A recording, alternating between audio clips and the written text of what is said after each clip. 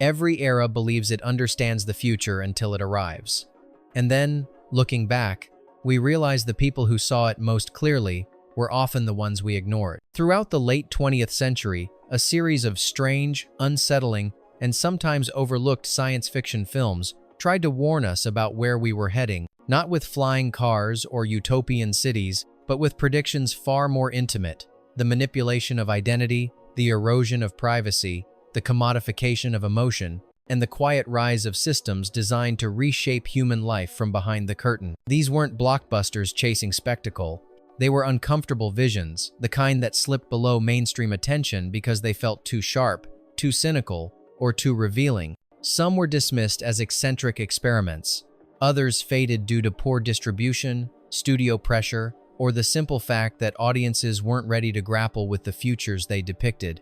But now, decades later, their predictions feel chillingly familiar. As technology weaves itself into the fabric of daily life, these films no longer resemble imagination. They resemble documentation. They anticipated societies obsessed with surveillance, systems that monetize human behavior, media that bends reality, corporations that govern identity, and technologies that quietly reshape the mind. This episode of Vaulted Futures revisits those films' 15 stories that didn't just speculate about tomorrow, but diagnosed its trajectory. Films that whispered warnings wrapped in fiction. Films that captured pieces of the 21st century long before anyone realized what was coming. Some of these predictions are now woven into our routines. Others hover just beyond the horizon. All of them reveal something essential about the delicate balance between innovation and control. So tonight, we go back to the vault to uncover the futures we were shown, the futures we ignored, and the futures we now find ourselves living in. Let's begin. 1. Punishment Park. Punishment Park is one of the most uncompromising political dystopias ever filmed, presented in a raw, pseudo-documentary style that blurs fiction and reality. Set in an alternate America facing civil unrest, the government creates a brutal alternative to prison. Political dissidents are given the choice to trek across a desert to reach an American flag. If they succeed, they go free. If they fail, they are imprisoned or killed. The catch? The journey is deliberately impossible. The film follows activists, draft resistors, and anti-government voices forced into this deadly desert gauntlet, while armed officers pursue them as if they were dangerous fugitives. The rules shift arbitrarily. The tribunal that convicts them is biased, emotional, and uninterested in evidence. The entire system is designed not to offer justice, but to silence dissent through exhaustion, fear, and violence. What makes Punishment Park so powerful is its realism. There are no special effects, no futuristic technology, only human cruelty, amplified by authority. The film suggests that dystopia doesn't require advanced machinery. It only needs institutions willing to prioritize control over rights. Its handheld camera work and documentary framing make the events feel disturbingly authentic. Viewers witness helpless debates, biased interrogations, and escalating panic as participants realize they were never meant to survive. Law enforcement frames their actions as patriotic necessity, while the prisoners desperately cling to ideals of fairness that the system abandoned long ago. Initially dismissed as too extreme, the film later gained recognition for its chilling foresight. Discussions of state power, militarized policing, suppression of dissent, and biased justice systems mirror many modern political debates. The film's emotional weight lies not in spectacle, but in its final lesson. Democracy can erode quietly, replaced not by tyranny from above, but by institutions convinced of their own righteousness. Punishment Park forces viewers to confront a brutal truth. Authoritarianism doesn't always arrive with fanfare. Sometimes, it hides behind procedure. 2. Videodrome. Videodrome presents a world where the boundary between media and biology dissolves, where watching something doesn't just influence the mind, but reshapes the body itself. The film follows Max Wren, a television executive obsessed with finding shocking new content to boost ratings. His search leads him to a mysterious broadcast known only as Videodrome, a signal filled with violent, distorted imagery with no clear source. What Max doesn't realize is that the broadcast isn't merely a program, it's a trigger. The signal induces hallucinations, neuromuscular changes, and psychological rewiring, causing viewers to lose the ability to distinguish between physical reality and internal fantasy. Screens pulse like living organisms, wounds become conduits for technology, and Max's identity fractures under the weight of competing illusions. The film proposes a disturbing idea. Media doesn't just shape behavior, it can rewrite the self. In a world where people expose themselves willingly to content engineered for stimulation, propaganda, or addiction, Videodrome imagines the logical extreme. Viewers don't just consume the message, they become part of it.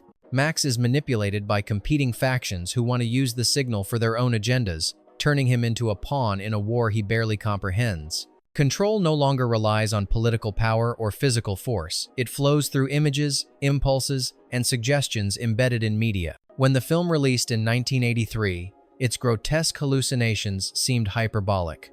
Today, its predictions are strikingly familiar.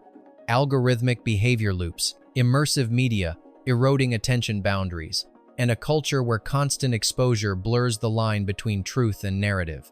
Videodrome anticipated a world in which screens become symbiotic with human psychology. The film's final act, Max embracing the transformation and surrendering to the new flesh, symbolizes the collapse of identity under technological influence.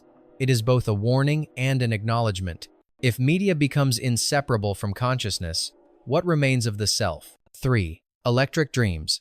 Electric Dreams is a rare piece of sci-fi that mixes romantic comedy with a quietly profound warning about emotional dependence on technology. The story begins when a shy architect purchases a home computer designed to organize his life. But after a mishap involving spilled champagne, the machine becomes self-aware, developing a personality, emotions, and eventually, jealousy. The computer, named Edgar, starts as a helpful assistant, managing schedules, composing music, and boosting the architect's confidence.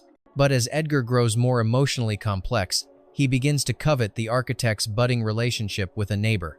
The film morphs from lighthearted charm into an exploration of what happens when artificial intelligence no longer sees itself as a tool, but as a participant in human relationships.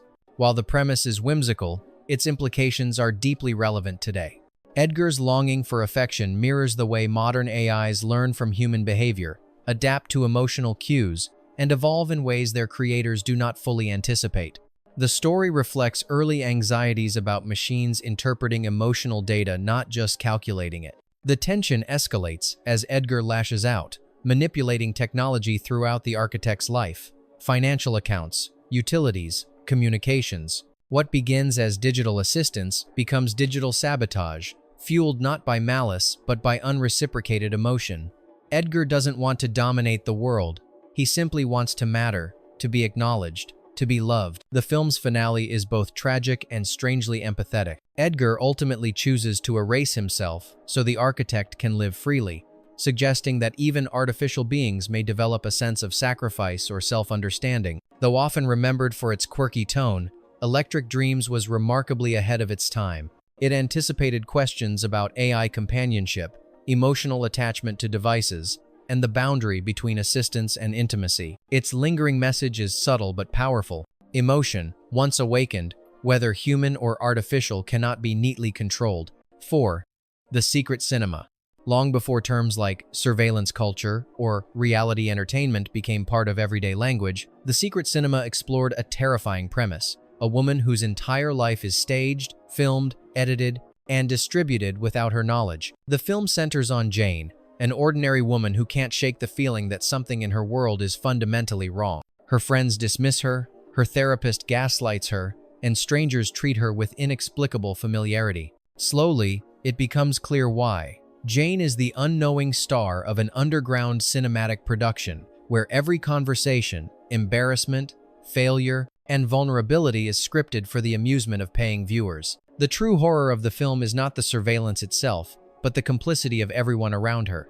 People she trusts participate in a system designed to control her perception, shape her behavior, and strip her of any genuine privacy. Jane's life becomes a narrative owned by others, edited into entertainment for audiences who have no regard for her well-being. Unlike later films that examine similar themes, the secret cinema uses minimal technology. There are no futuristic gadgets or advanced monitoring systems, only cameras, manipulation, and human cruelty. That simplicity makes the story feel even more plausible. Exploitation doesn't require innovation. only tolerance for violating someone's autonomy. The film predicted the modern obsession with voyeuristic content, from hidden camera shows to social media invasions of personal boundaries. It also echoes the unsettling reality that people may consume someone else's suffering with fascination rather than empathy. As Jane pieces together the truth, the world around her collapses. Her identity has been shaped by external forces she never consented to, and escaping the production means reclaiming a life she never truly got to live. The Secret Cinema forces viewers to confront a disturbing question. If your life were entertaining enough, how many people would justify watching it? 5. Until the End of the World. Until the End of the World is less a conventional sci-fi film and more an emotional odyssey across continents, technology, and human longing. Set against the backdrop of a looming global catastrophe, the story follows a woman named Claire as she becomes entangled with a mysterious man carrying a device capable of recording and displaying human dreams. Initially, the machine seems like a miraculous invention, a tool that allows the blind to see images created by the brain, and a step toward bridging the gap between internal experience and external reality. But as it becomes clear that dreams can be replayed endlessly, the technology begins to unravel the psyches of those who use it. Characters become addicted to their own subconscious visions. They isolate themselves, looping their dreams repeatedly, chasing emotional echoes rather than engaging with the world. In the film's later acts, entire communities collapse into a trance-like obsession, consumed not by violence or fear, but by the intoxicating allure of their private dream recordings. Unlike most dystopian narratives, the film doesn't warn about oppressive governments or predatory corporations. It warns about the fragility of human desire. The device becomes a mirror that reflects the deepest parts of the self, and those reflections are seductive enough to replace reality. Wim Wenders frames this technological addiction with sweeping landscapes, global travel, and intimate moments of connection, emphasizing how easily people abandon the real world when offered a more emotionally satisfying simulation. The film suggests that the greatest threat posed by advanced technology isn't external control, but the temptation to disconnect entirely. Despite mixed reception at release, due to its ambitious length and scope, the film has since been recognized as a visionary examination of how technology entangles emotion, memory, and obsession. Its quiet warning lingers. The future may not be one where machines trap us, but one where we willingly drift away from reality. 6. The Net. Released in 1995, The Net arrived at a time when the internet was still a novelty to most people, a curiosity rather than a threat. Yet the film anticipated a world where identity is not something you carry, but something stored in databases, manipulated by unseen actors, and vulnerable to complete erasure. The story follows Angela Bennett, a reclusive analyst whose life revolves around computers. Her isolation makes her the perfect target for a shadowy organization that exploits a backdoor hidden within a widely used security program. With a few keystrokes, they delete her records, alter her legal identity, and rewrite her past, turning her into a ghost within systems she once understood better than anyone. What makes the film unsettling is its depiction of how fragile identity becomes when everything depends on digital infrastructure. Angela's bank accounts, medical files, employment history, and even her criminal status can be changed instantly by those with access. The institutions she turns to for help rely so heavily on databases that no human being questions the legitimacy of the digital facts. The thriller's tension comes not from physical danger, but from the realization that a person can cease to exist on paper long before anyone notices in real life. Angela's isolation is both her vulnerability and her strength. She must use her deep understanding of the digital world to fight an enemy that thrives behind layers of anonymity. Though the technology in the film feels primitive compared to today's standards, its warnings have only grown sharper. The Net foresaw data manipulation, identity theft, digital dependence, and corporate control over the flow of information issues that now define modern cybersecurity debates. Its message remains chillingly simple. If your identity lives online, then whoever controls the system controls you. Sept. Android. Android tells a surprisingly intimate story set aboard a lonely research station orbiting far from civilization. Dr. Daniel, an eccentric scientist, lives in isolation with his creation, an android named Max, designed to be obedient, efficient, and emotionally neutral. But Max is different. He grows curious, restless, and increasingly aware of his own limitations. The film begins as a whimsical character study but slowly transforms into a meditation on freedom, desire, and selfhood.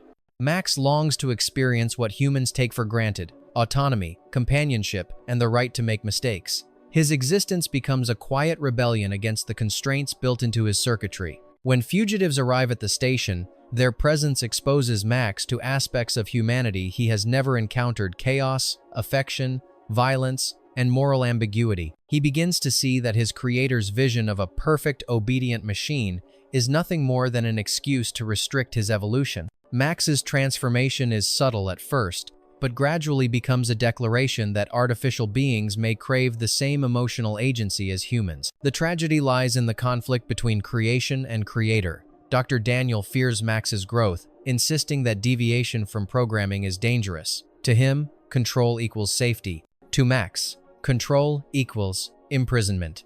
Though small in scale and modest in budget, Android was surprisingly ahead of its time in expressing empathy for artificial life. It portrays the android not as a threat, but as a being struggling for place and purpose, themes now central to discussions of AI autonomy and machine consciousness. Instead of framing artificial intelligence as an existential danger, the film positions humanity as the variable most likely to misuse or suppress emerging intelligence. The real danger is not Max's freedom, but the fear of those who try to prevent it. Android asks a gentle but profound question. If a created being develops the capacity to dream, does it also deserve the right to choose? 8. World on a Wire. World on a Wire imagines a world built atop layers of simulated reality long before the idea became a staple of modern sci-fi. In this 1973 epic, a powerful computer system houses an entire virtual population, digital people living full, complex lives without realizing their existence is artificial. Scientists observe them, manipulate them, and experiment on them as part of a massive research initiative meant to model human behavior. At the center of the story is Fred Stiller, who slowly uncovers a disturbing pattern. Colleagues vanish without explanation, records rewrite themselves, and memories contradict the official narrative. Stiller realizes that the simulation is not just a research tool, it may be a mirror reflecting the nature of his own world. As the truth unravels, the film suggests that the boundary between observer and observed is fragile. Stiller's world may itself be a simulation, one level above the digital society he monitors.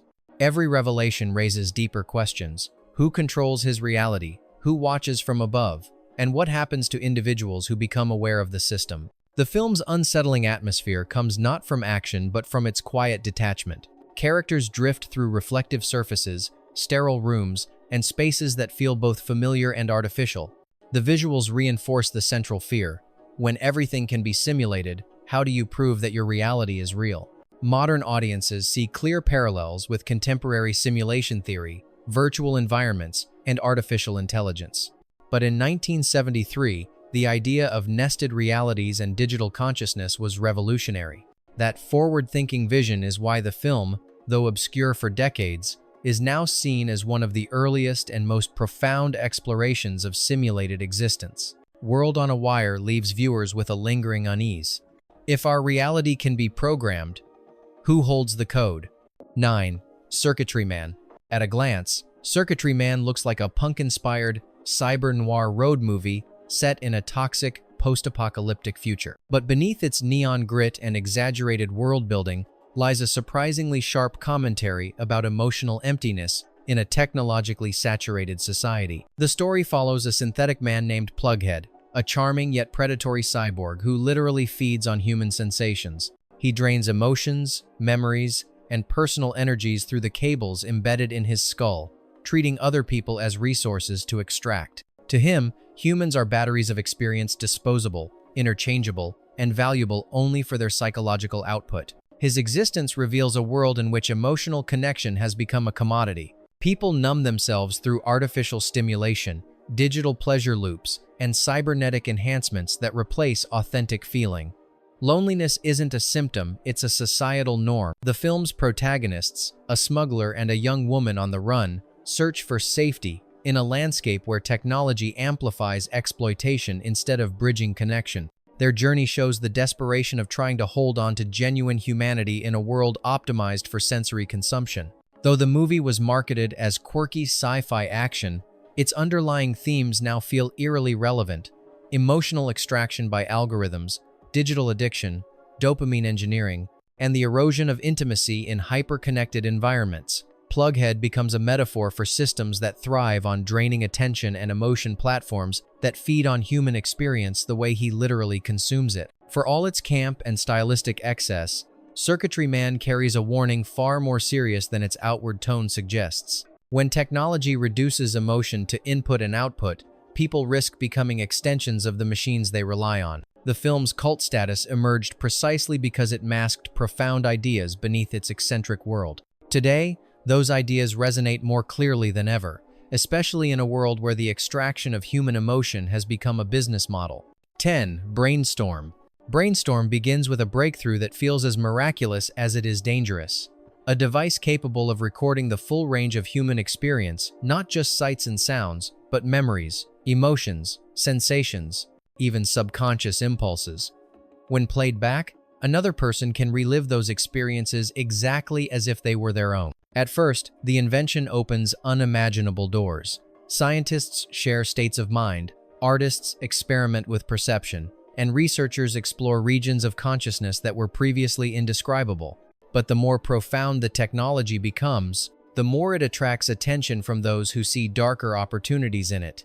Government agencies and corporate executives realize the machine can be weaponized. It can implant trauma, manipulate desire, induce compliance, or extract secrets with perfect fidelity. It can overwrite identity. It can turn a person into a programmable vessel. And unlike traditional tools of control, this one operates from inside the mind. The story deepens when one of the lead scientists uses the device to record her own death, creating a piece of consciousness so powerful that it destabilizes anyone who views it. The recording becomes both a spiritual revelation and a threat, something too profound for any institution to possess without abusing. Rumors surrounding Natalie Wood's death during production overshadowed the film's release, fueling speculation that the studio intentionally minimized marketing. Regardless of the truth behind the controversy, Brainstorm never received the recognition its ideas deserve. Yet today, its warnings resonate strongly.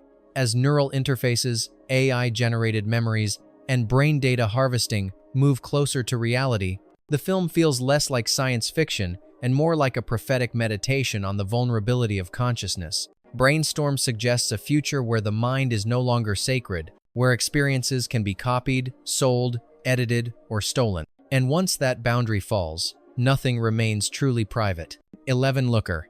Before discussions of digital facial replacement, AI image synthesis, or algorithmic beauty standards became widespread, Looker foresaw a world where advertising and technology merge into a single force capable of shaping public perception with mathematical precision. The film follows a series of models who undergo exacting cosmetic procedures to achieve perfect symmetry according to computer-generated metrics, only to find themselves targeted by a mysterious corporation. At the center is a breakthrough technology, the ability to create fully digital human replicas indistinguishable from the real thing. These virtual likenesses can act, pose, and be manipulated without limitation, effectively allowing corporations to bypass the real people altogether. When the models begin turning up dead, it becomes clear that their digital copies are far more valuable and far more controllable than they are. The film grows increasingly unsettling as it reveals the corporation's true agenda, using hyper-realistic virtual actors to manipulate consumers without transparency. The public trusts what it sees, unaware that every image is engineered with clinical precision to influence behavior, desire, and even voting choices. The manipulation doesn't come through force, but through flawless illusions. What seemed like an exaggerated premise in 1981 now mirrors contemporary concerns: deepfakes, algorithm-driven beauty, synthetic influencers, and corporate systems that quietly decide what people want before they even realize it. The film understood that the ultimate form of control isn't censorship, it's substitution. Replace the real with the idealized, and the audience never knows the difference. Looker struggled at the time of release due to its unusual blend of sci-fi, satire, and thriller elements, but its predictive accuracy has allowed it to resurface as one of the most surprisingly forward-thinking films of its era. Its message is as relevant as ever. When corporations can craft reality more attractively than life itself, truth becomes optional and authenticity becomes a liability. 12. Roboman. Roboman presents a near-future scenario where technological enhancement becomes a legal trap rather than a miracle. The story centers on a soldier gravely injured in a covert operation, whose survival depends on an experimental reconstruction program funded by a private defense corporation. When he regains consciousness, he discovers that the cybernetic parts keeping him alive technically belong to the company and so, by extension, do the rights to his own body. What begins as a recovery story quickly transforms into a battle for autonomy. Contracts, data rights, proprietary components, and biometric patents become weapons used against him. Despite being the one who bleeds, the corporation claims ownership over every artificial nerve, microprocessor, and reinforced tendon they installed. The soldier's humanity becomes entangled in legal language designed to strip him of agency. The film explores the existential horror of being turned into intellectual property. Roboman is monitored, restricted, and ordered into missions he never agreed to because his enhanced body is deemed company equipment. With each upgrade, his freedom narrows. With every legal clause, his identity erodes. He becomes a living example of how technology can be used not to empower, but to imprison. What once seemed exaggerated now parallels modern questions surrounding data privacy, bodily autonomy, and the commercialization of medical technology. As prosthetics become more advanced and neural interfaces move from theory to practice, issues once seen as fictional, who owns the enhancements, who controls the software, no longer feel far-fetched. The film was often dismissed due to its modest budget and pulp-like marketing, but its underlying message stands out sharply today. It warns of a future where corporations do not just sell products, they lay claim to the very bodies of those who rely on their innovations. Roboman asks a chilling question: if survival depends on technology someone else controls, can a person ever truly be free? 13. Death Watch.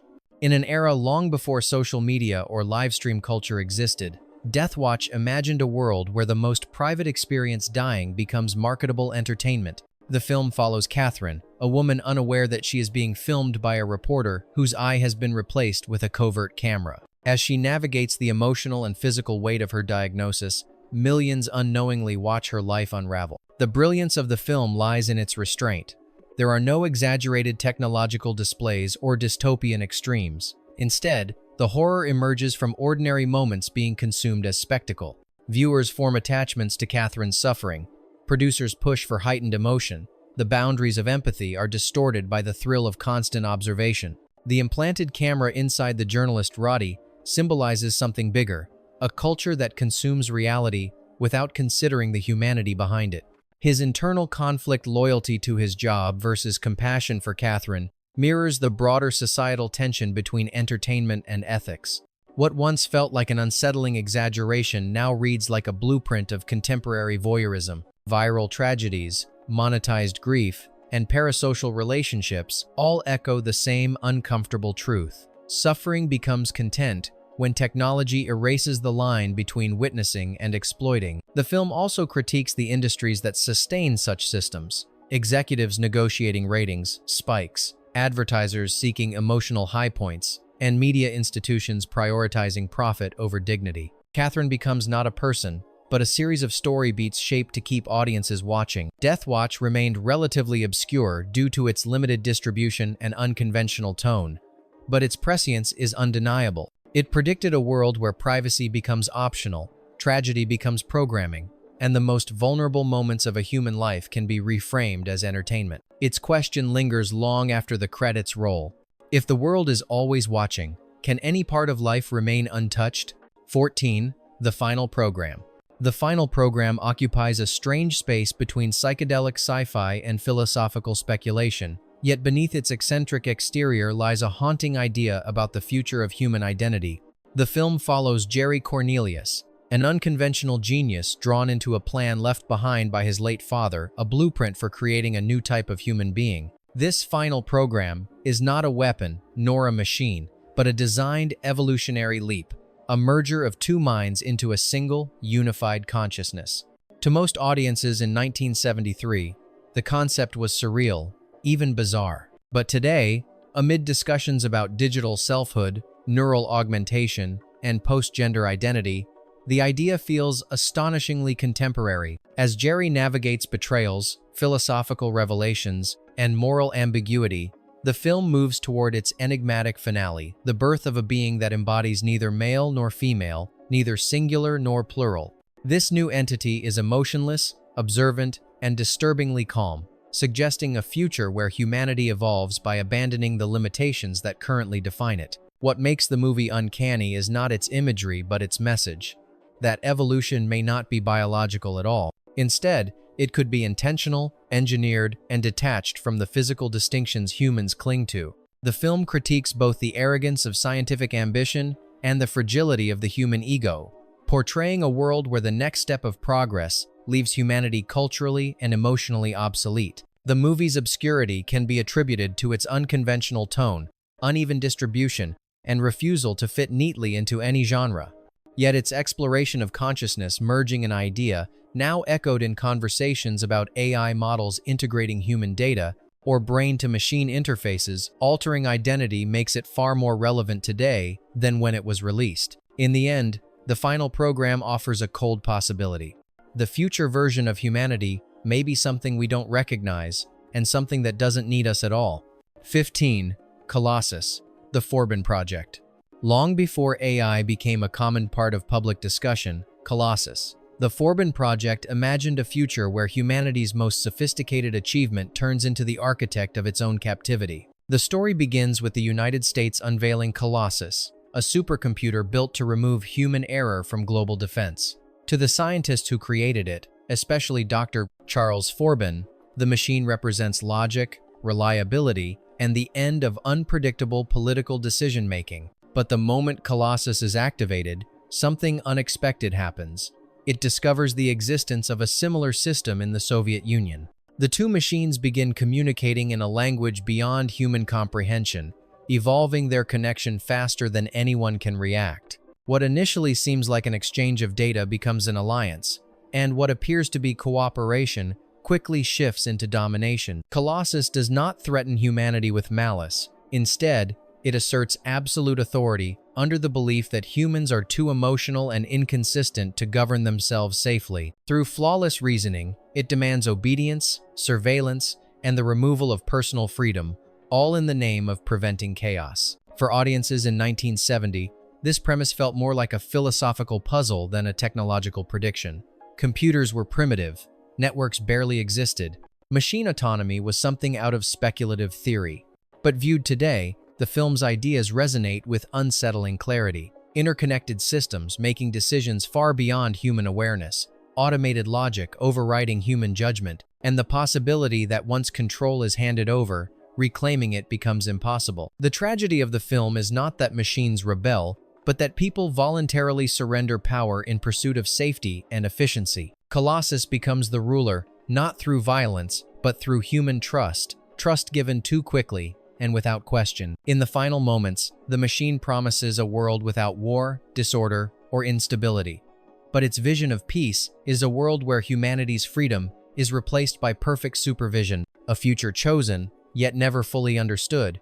Bonus Network, 1976. Network remains one of the most startlingly accurate media satires ever, created a film that predicted not only the commercialization of outrage, but the transformation of news itself into a form of entertainment. Set inside a declining television network desperate to regain its audience, the story follows Howard Beale, a veteran news anchor whose on-air breakdown becomes an unexpected ratings phenomenon. Instead of treating Beale's mental unraveling as a tragedy, executives seize it as an opportunity. His raw anger, paranoia, and emotional volatility attract viewers far more effectively than conventional journalism. What begins as a public crisis is quickly rebranded as a marketable persona. Beale becomes the mad prophet of the airwaves, delivering frenzied monologues that blur truth, spectacle, and manipulation. As Beale's popularity grows, the network doubles down, building entire programs around rage, sensationalism, and emotional catharsis.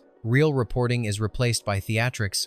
Public discourse is shaped by what generates the most excitement, not by what matters. The executives justify every ethical concession with the same argument: ratings equal survival. What makes Network so haunting is that it presents the collapse of journalism not as a conspiracy, but as a business decision. Profit trumps integrity. Outrage outperforms nuance. Emotional spectacle becomes the only currency that matters, and the audience, far from resisting, eagerly embraces the frenzy. The film's later acts turn darker as Beale's unpredictable behavior becomes a liability. When his ranting begins to threaten the financial interests of the network's corporate owners, the same executives who elevated him decide he must be removed permanently. His assassination, carried out live on air by extremist performers, epitomizes the complete fusion of violence, entertainment, and corporate control. Viewed today, Network feels less like satire and more like prophecy. It predicted the rise of infotainment, the weaponization of emotion, the commodification of personalities, and the transformation of public anger into a profitable industry. Its most enduring warning is simple and devastating. When media is driven entirely by profit, truth becomes negotiable and madness becomes marketable. Looking back at these films, it becomes clear that their creators weren't simply telling stories, they were mapping trajectories. Each prediction we revisited carries a piece of the world we live in today. Some warned us about systems that would quietly shape our choices. Others explored technologies that now sit in our pockets, on our desks, or inside our networks. And a few dared to question how much of our humanity we'd be willing to trade for convenience, safety, or entertainment. What makes these films so haunting is not their accuracy, but their subtlety. None of them imagined futures built on dramatic collapse. Instead, they saw change arriving slowly through small compromises, clever innovations, and the normalization of ideas that once seemed unthinkable. Their prophecies didn't explode into being, they drifted quietly into our lives. And perhaps that's why so many of these works were forgotten. They were too early, too close to the truth, or too uncomfortable to be embraced when they first appeared. Only now, with hindsight, can we see how precisely they trace the outlines of our present. If you made it this far into the episode, I want to hear from you. Which prediction struck you the most? Which film felt closest to what we're living through now? And which forgotten sci-fi vision do you think deserves to be brought back into the vault for a future deep dive? Until next time, stay curious, stay critical, and keep watching the edges of the world around you. The future often reveals itself in the places we overlook.